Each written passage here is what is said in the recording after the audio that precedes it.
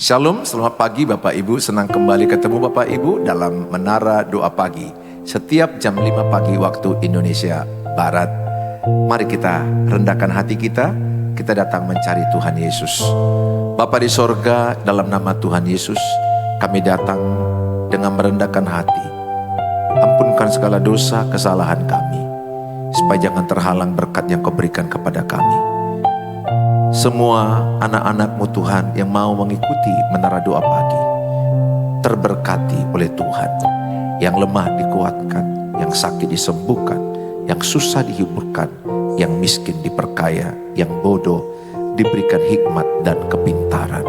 Terima kasih Tuhan Yesus. Dalam Tuhan Yesus kami berdoa. Amin. Kami bawa pujian kami di hadapan-Mu ya Tuhan. Amin Tuhan. Aku Takkan hari esok, namun langkahku tegak. Bukan surya ku harapkan, karena surya kan lenyap. Oh tiada ku gelisah akan masa menjelang. Ku berjalan serta Yesus, maka hatiku tenang. Banyak hal tak ku pahami dalam masa menjelang, tapi terang bagiku ini tangan Tuhan yang pegang. kembali kita katakan di hadapan Amin. Tuhan. Aku Tahu kan hari esok, namun langkahku tegak. Bukan surya ku harapkan, karena surya kan lenyap. Oh tiada ku gelisah akan masa menjelang. Ku berjalan serta Yesus, maka hatiku tenang. Banyak hal tak ku pahami dalam masa menjelang, tapi terang bagiku ini tangan Tuhan yang pegang. Banyak hal tak ku pahami dalam masa menjelang, tapi terang bagiku ini tangan Tuhan yang pegang. Banyak hal tak ku pahami dalam masa menjelang, tapi terang bagiku ini tangan Tuhan yang pegang. Ya Tuhan, kami mau terus berjalan bersama-sama dengan Engkau Bapa. Ya Tuhan. Bawa kami ke Gunung Kudus-Mu ya Tuhan. Amin Tuhan. Menikmati hadirat Tuhan. Amin. Makasih Tuhan. Haleluya.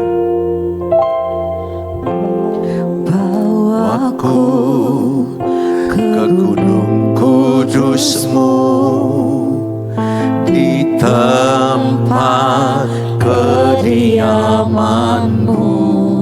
biar kemuliaan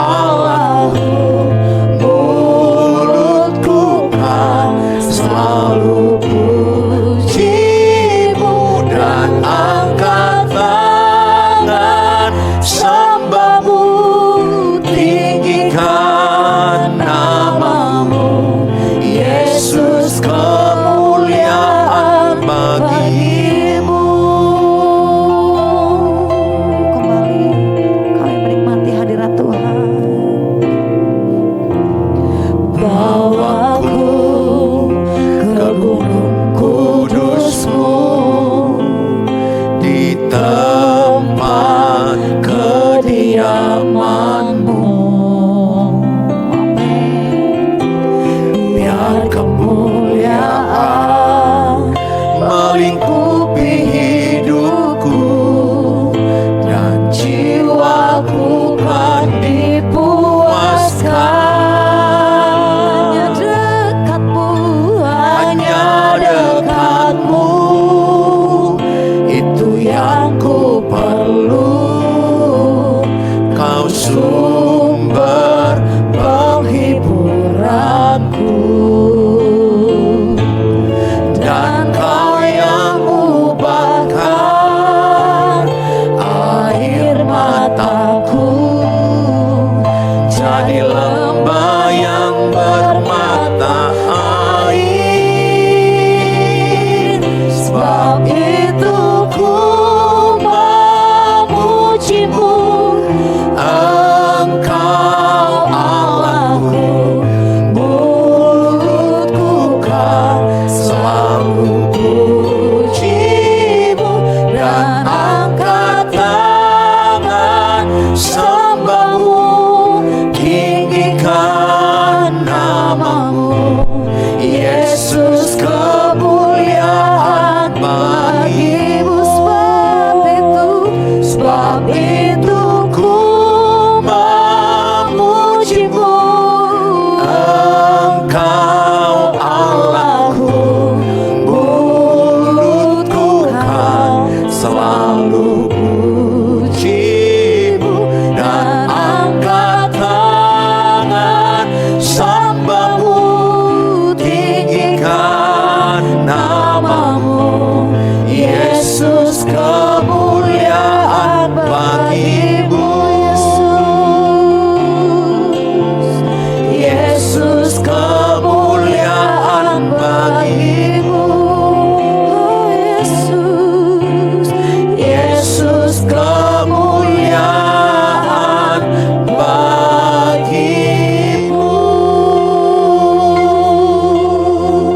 Mari kita berdoa. Mari kita angkat penyembahan kita. Kami bersyukur buat pagi hari ini. Terima kasih. Terima kasih Tuhan. Kami nikmati bersama-Mu. Kami jalani bersama-Mu. Kami nikmati di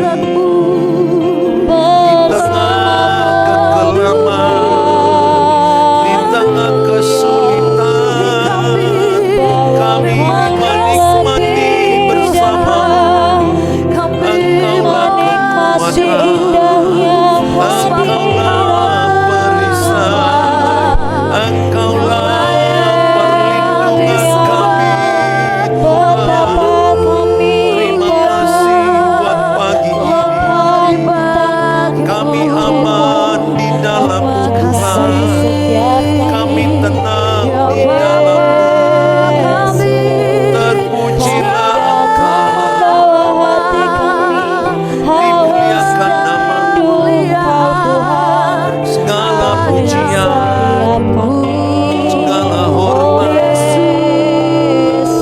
Terima kasih Tuhan. Kami bersyukur buat pagi ini. Kami bersyukur buat kehidupan. Apapun situasi kami bersyukur Tuhan. Terima kasih Tuhan. Kami bersyukur kepada-Mu. Dalam segala situasi kami bersyukur hanya pada-Mu Tuhan. Haleluya Yesus. Haleluya. Kami menikmati kebaikan Tuhan sampai detik ini. Ku melihat penyertaan-Mu sempurna sampai selamanya. Kaulah Tuhan satu-satunya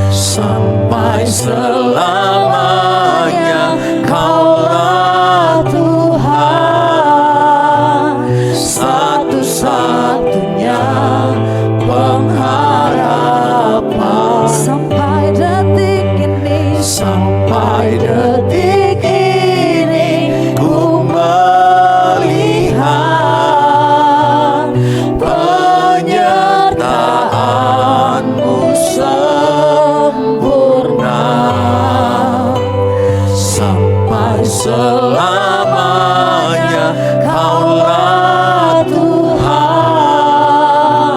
satu-satunya pengharapan,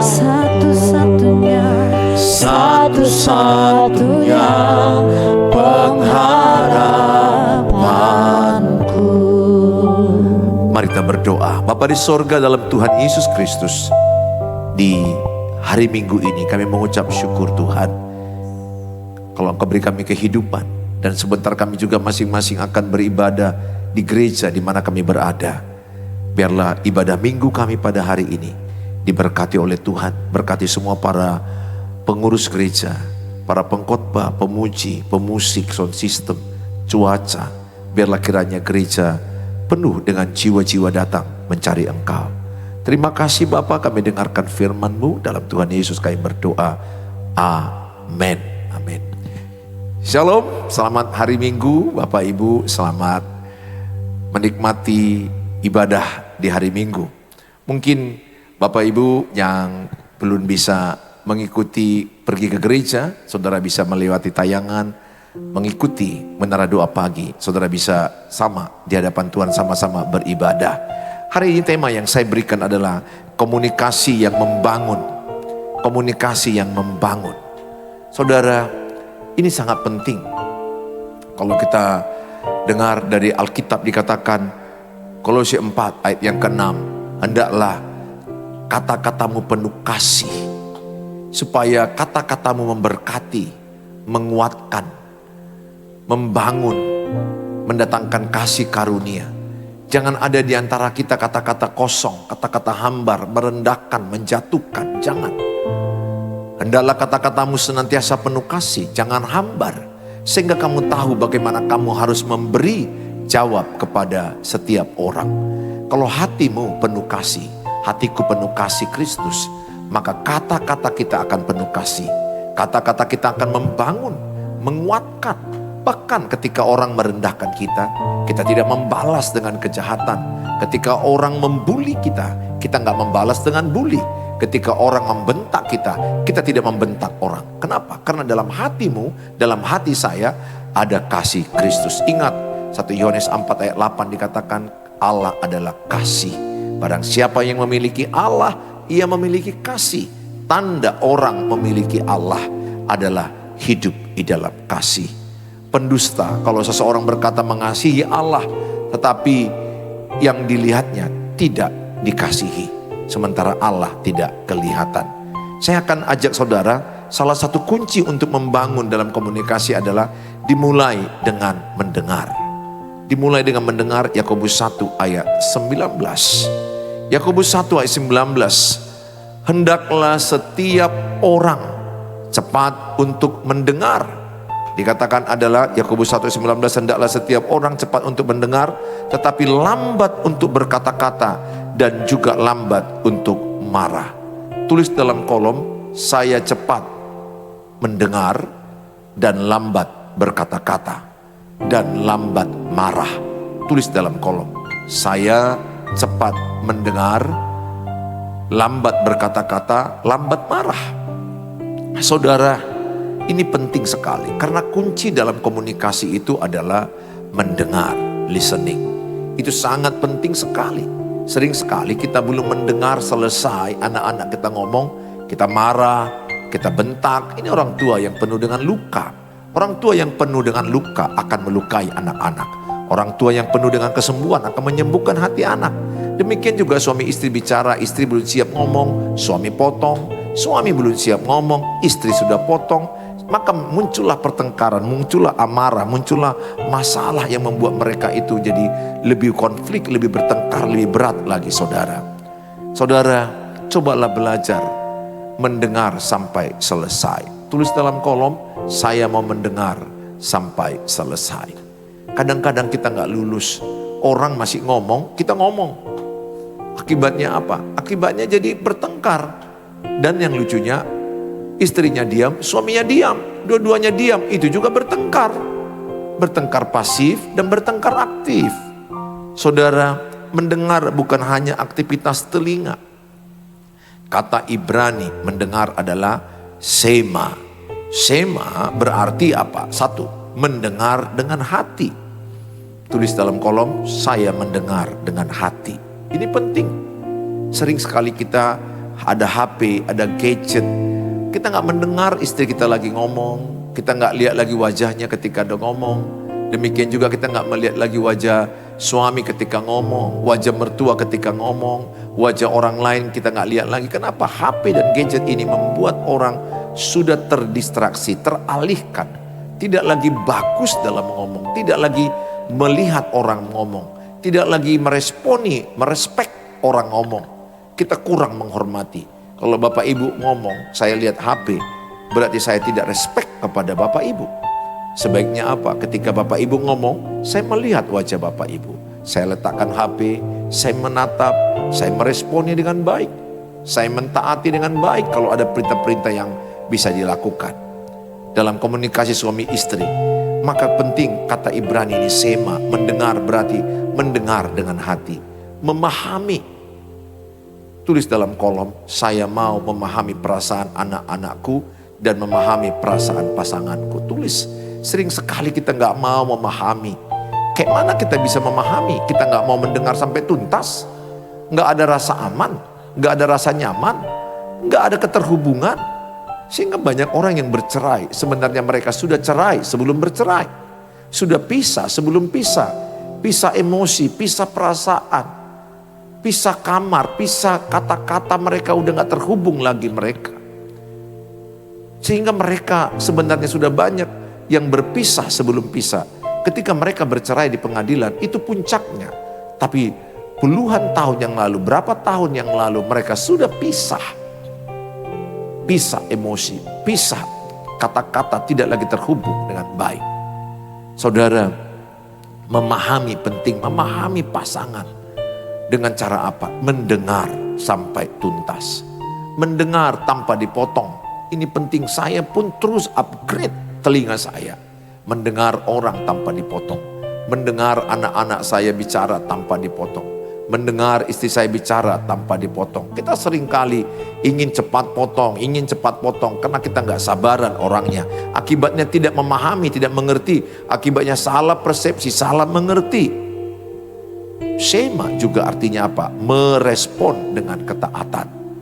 Jadi mendengar dalam bahasa Ibrani-nya sema artinya mendengar dengan hati, memahami dengan benar, dan merespon dengan ketaatan. Dalam banyak percakapan, Yesus lebih dahulu mendengar sebelum menjawab. Contohnya, percakapan dengan perempuan Samaria di sumur Yakub, percakapan dengan Bartimius, percakapan dengan murid-murid yang ragu. Yesus membuat orang merasa didengar dan dihargai. Ketika kita mendengar orang bicara, dia merasa dihargai kalau kita melihat wajah dia. Kita merespon dengan hati yang benar. Di sini yang banyak hancur dalam keluarga. Di sini yang banyak hancur dalam hubungan suami istri. Kalau saudara berpacaran, anak-anakmu tidak lagi saling merespon, tidak lagi mendengar dengan respek, itu berbahaya. Mereka akan lanjutkan pola pacaran ke pernikahan, pasti akan hancur. Aku berdoa setiap saudara mulai mengutamakan pasanganmu ketika bicara, dengar sampai tuntas. Anak-anakmu bicara, dengar sampai selesai. Mertuamu, iparmu, dengar sampai tuntas. Belajarlah menjadi orang sabar. Belajarlah menjadi orang menghargai, merespek orang. Ketika engkau memotong-motong perkataan orang, atau ketika engkau melihat HP ketika orang bicara, itu sikapmu tidak merespek orang lain. Engkau tidak menghargai orang yang bicara. Siapapun itu bawahanmu kah? Itu teman kerjamu kah? Apalagi keluargamu sendiri. Taburlah hormat, maka engkau pun akan dihormati. Saudara, bahwa dikatakan beberapa prinsip komunikasi yang sehat. Yang pertama, prinsip komunikasi yang sehat. Mendengar tanpa langsung memperbaiki. Mendengar tanpa langsung dipotong, itu maksudnya. Tulis, saya mau mendengar tanpa langsung memperbaiki. Kalau salah, udah biar aja dulu ngomong sampai selesai. Sudah selesai, kita baru perbaiki. Seringkali pasangan tidak membutuhkan solusi, tetapi membutuhkan seseorang yang benar-benar mendengar. Ketika seorang istri cerita, curhat kepada suami, Sebenarnya istrimu itu sudah tahunya solusinya, sudah tahunya apa yang akan dilakukan dia. Pada umumnya demikian. Yang dia butuhkan apa? Dipahami, didengar, diperhatikan, empati. Ini yang sering suami-suami kurang empati sama istri, kurang mengerti perasaan istri. Demikian juga istri empati dengan suami, mengerti perasaan suami. Kita mulai hilang empati zaman now karena kita sibuk dengan HP, sibuk dengan pekerjaan, sibuk dengan dunia pertemanan yang sebenarnya tidak terlalu penting semuanya itu. Saudara, ada yang penting, tapi kebanyakan teman-teman kita bukanlah teman sakit. Teman sakit kita keluarga. Cobalah kita mulai memahami, memiliki empati saudara. Mendengar tanpa langsung memperbaiki, tanpa dipotong-potong. Sehingga anak-anak mau bicara tuntas, selesai dengan maksud mereka. Dan demikian juga istrimu selesai ngomong, berikan waktu. Ingat, suami yang baik memberikan waktu mendengar istrinya curhat. Kebutuhan istri apa? Didengar, dipahami, dimengerti, disayangi. Demikian juga istri, hormati suamimu. Biarlah suamimu cerita tanpa dipotong. Suamimu menyelesaikan pembicaraan tanpa dipotong. Sering sekali yang muncul kita kurang sabar. Kita membawa pola yang dilakukan orang tua kita, turun kepada anak cucu kita. Coba kita mulai terapkan pelan-pelan. Semua kita belajar. Saya pun tidak sempurna. Saya terus upgrade diri saya dalam mendengar. Bagaimana saya memahami masalah demi masalah. Memahami perasaan pasangan. Memahami perasaan anak-anak. Memahami perasaan ipar-ipar dan mertua. Mendengar adalah kunci komunikasi yang baik. Yang kedua, validasi tanpa harus selalu setuju. Mengakui bahwa perasaan pasangan itu penting walaupun kita tidak selalu sepakat. Kadang-kadang pasanganmu berkata, aku sedih sekali karena mertuaku tidak memperhatikan aku ketika aku sakit. Nah, perasaan istrimu sedih ketika mertuanya tidak mengunjungi, tidak memperhatikan ketika dia sakit. Nah, suami yang baik nggak perlu saudara, Allah itu aja biasa kok. Baper, terlalu sensitif, menyalahkan istri, merendahkan perasaannya. No, jangan lakukan itu. Validasi, akui aja dulu. Karena itu apa yang diceritakan dia, itulah yang dirasakan dia. Hormati perasaannya, hargai perasaannya. Supaya semakin muncul rasa sayang, saling menghormati. Demikian juga suami ketika dia berkata, papa tersinggung ketika mama nadanya tinggi. Mungkin istri gak boleh berkata, alah masa begitu aja tersinggung. Banyak istri orang lain lebih tinggi suaranya, aku masih biasa-biasa aja. Nah, hal-hal seperti inilah yang membuat hubungan rusak. Validasi, mengakui perasaan pasangan. Ketika pasangan jujur, bicara apa adanya, dia menceritakan perasaannya dengan jujur. Apalagi kalau sampai pasanganmu menangis, dia menceritakan menangis apa yang dialami dia, apa yang dirasakan dia. Hormati pengakuan demi pengakuan mereka. Mereka butuh validasi, pengakuan. Bukan berarti kita harus setuju. Mengakui perasaan orang bukan berarti kita harus setuju. Tapi itu jembatan membangun hubungan yang lebih baik lagi. Saudara, yang ketiga, berbicara tanpa menyerang. Efesus 4 ayat yang ke-15. Berbicara tanpa menyerang. Efesus 4 ayat 15 berkata, berpegang kepada kebenaran di dalam kasih. Tetapi dengan teguh berpegang kepada kebenaran di dalam kasih, kita bertumbuh di atas segala hal ke arah Dia, Kristus yang adalah kepala. Jadi kita menyampaikan kebenaran dibungkus oleh kasih. Saudara, kalau kita menyampaikan kebenaran tanpa kasih, bisa jadi menyerang, bisa merendahkan, dan akibatnya jadi konflik. Contoh, katakan suamimu lupa akan janjinya untuk merayakan ulang tahun pernikahan atau ulang tahunmu. Kemudian istri engkau berkata, papa selalu lupa, papa lupa ulang tahunku, papa lupa ulang tahun pernikahan kita, papa udah janji, papa pelupa. Betul, benar. Mungkin pada waktu itu suamimu lupa karena pekerjaan, mungkin karena kesibukan dan banyak pikiran. Tetapi kalau Kalau engkau sampaikan dengan kasih tanpa menyerang, itu jauh lebih baik. Contoh, Papa, aku tahu Papa sibuk, mungkin banyak pikiran. Apakah Papa lupa bahwa hari ini ulang tahunku, hari ini ulang tahun pernikahan kita? Nah, itu lebih enak kedengarannya, sehingga tidak menyerang. Nah saudara, kasih tanpa kebenaran akan menipu. Kita mengasihi, tapi tidak menyampaikan kebenaran, itu juga menipu. Kalau ada yang salah, kasih itu tidak memendam kesalahan orang lain. Tegur dengan kasih dalam kebenaran. Sampaikan.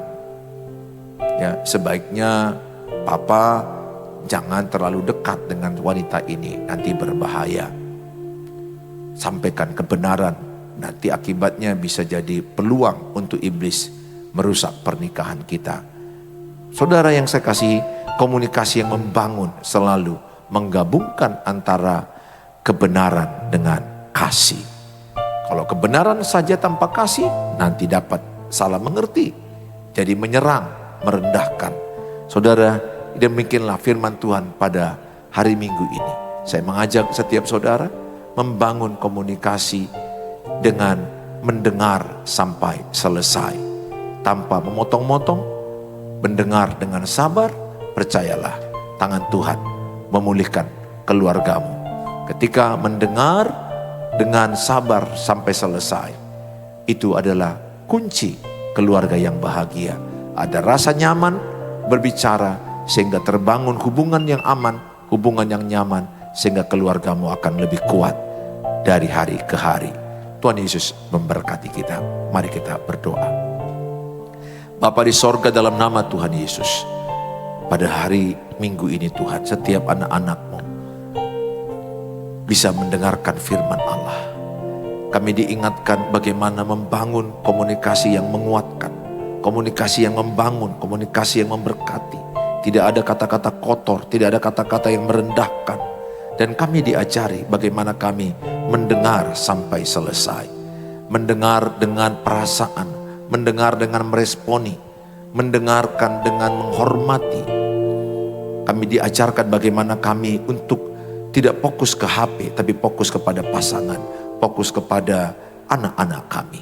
Bapak, berkatilah setiap umat-Mu yang mengikuti, sehingga di rumah mereka ada komunikasi yang sehat, ada rasa hubungan yang nyaman. Mereka enak menyampaikan perasaan, anak-anak menyampaikan perasaan tanpa takut dipotong, tanpa takut dibentak. Demikian juga suami istri, mereka aman menyampaikan cerita sehingga mereka terlepas dari sakit mental. Karena banyak orang jiwanya sekarang sakit karena memendam di hati mereka. Mereka tidak bisa menyampaikan isi hati dengan baik. Hamba-Mu berdoa dalam nama Tuhan Yesus, berkatilah keluarga demi keluarga. Mereka yang lagi sakit, angkat tangan kanan-Mu, letakkan di bagian tubuh yang sakit. Di dalam nama Tuhan Yesus, bagian tubuhmu yang sakit diurapi Tuhan, disembuhkan Tuhan, dijamah oleh Tuhan. Sakit penyakitmu diangkat oleh Tuhan.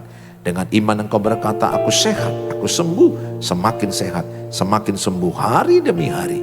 Tuhan urapi obat-obat yang dia makan, mereka makan. Urapi tenaga medis yang mereka kunjungi, menjadi saluran berkat bagi mereka. Hamba-Mu berdoa bagi mereka yang lagi sedang membutuhkan kenaikan ekonomi, keuangan, kesusahan dalam keuangan mereka. Tuhan beri hikmat, kreativitas, ketekunan bekerja, mengatur, mengelola keuangan yang baik dan sehat. Hamba-Mu berdoa dalam nama Tuhan Yesus Kristus. Berkatilah mereka yang berharap hanya kepada-Mu. Mereka yang membutuhkan keturunan, membutuhkan jodoh. Mereka yang sedang mau ujian daripada yang mereka harapkan lulus ya Tuhan. Apapun ujian anak-anak mereka di sekolah, ujian kedinasan, SMPTN, hamba-Mu berdoa menyerahkan mereka dalam tangan-Mu. Penyertaan Tuhan menyertai mereka. Terima kasih Bapa, diberkatilah yang mengandalkan Tuhan. Apapun yang mereka tulis dalam kolom-kolom yang ada di YouTube ini, Tuhan memberkati. Tuhan yang menjadi jawaban bagi setiap mereka. Hamba-Mu berdoa untuk mereka semuanya, dimanapun berada, kekuatan Tuhan menyertai-Mu. Dengan iman dan percaya, terimalah berkat Tuhan. Mari kita ucapkan doa Bapa kami. Bapa kami yang di sorga, dikuduskanlah nama-Mu. Datanglah kerajaan-Mu, jadilah kehendak-Mu di bumi seperti di sorga. Berikanlah kami pada hari ini makanan kami yang secukupnya, dan ampunilah kami akan kesalahan kami, seperti kami juga mengampuni orang yang bersalah kepada kami. Dan janganlah bawa kami ke dalam pencobaan, tapi lepaskanlah kami daripada yang jahat, karena Engkau yang punya kerajaan dan kuasa dan kemuliaan sampai selama-lamanya. Amin. Bawalah berkat dari Tuhan Yesus. Tuhan menyinarkan wajahnya kepadamu. Tuhan menyertai, melindungi keluargamu, menyertai pekerjaanmu, perjalanan kakimu diberkati Tuhan, pekerjaan tanganmu diberkati Tuhan, berhasil dan beruntung, kesehatanmu semakin sehat. Bawalah berkat, damai, sejahtera dari Allah Bapa, cinta kasih sempurna Tuhan Yesus, penyertaan Allah Roh Kudus menyertaimu saat ini sampai selama-lamanya dalam Tuhan Yesus yang diberkati. Sama-sama katakan amin. Amin. Bapak Ibu yang saya kasihi, apabila Bapak Ibu belum subscribe-lah sehingga ada notifikasi, saudara bisa mendapatkannya. Dan Bapak Ibu men-share, membagikan link ini. Bapak Ibu sudah terlibat di dalam pemberitaan firman Allah. Bapak Ibu yang rindu renungan harian, dan Bapak Ibu yang rindu konseling, tapi di chat aja dulu, karena jadwal saya udah super padat. Saya upayakan sebisa saya di 0811 63 73 47. Bapak Ibu yang terberkati dengan tayangan ini, saudara bisa menabur berkat untuk mendukung pelayanan-pelayanan hamba-hamba Tuhan. Terpujilah nama Tuhan. Tuhan Yesus memberkati. Shalom. Sampai ketemu besok pagi jam 5 pagi.